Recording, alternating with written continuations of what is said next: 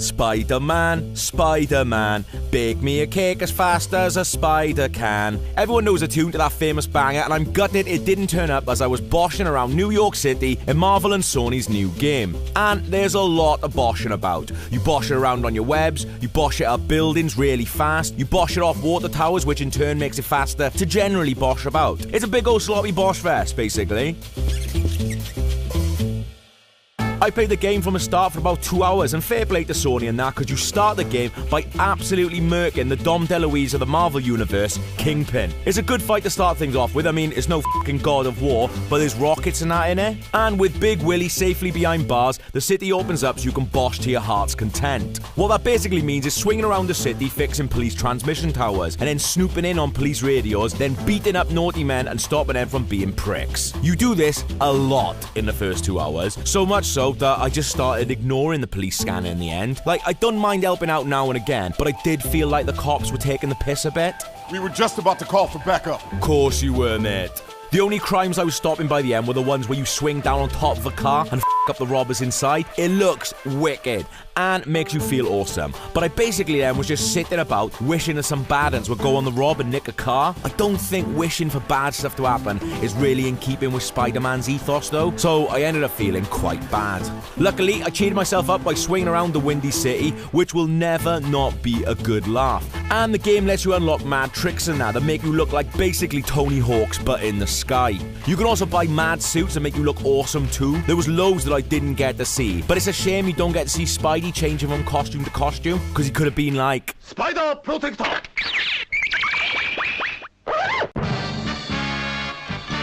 The only problem is you're constantly swinging about to the same bit of music. It's a good song, don't get me wrong, even though it sounds exactly like the Avengers theme, but again, that is a banger, so I'm not mad. But it feels like they've missed a trick a little bit by not having Peter listening to a f***ing Zune or Walkman or whatever the cheapo Sony iPod is called. Especially when you think Sony do music as well as games and films and that. So you could have got all the people the Sony music owns, like f***ing Beyonce, Timberlake's, You were my son. the Manics, Craig David,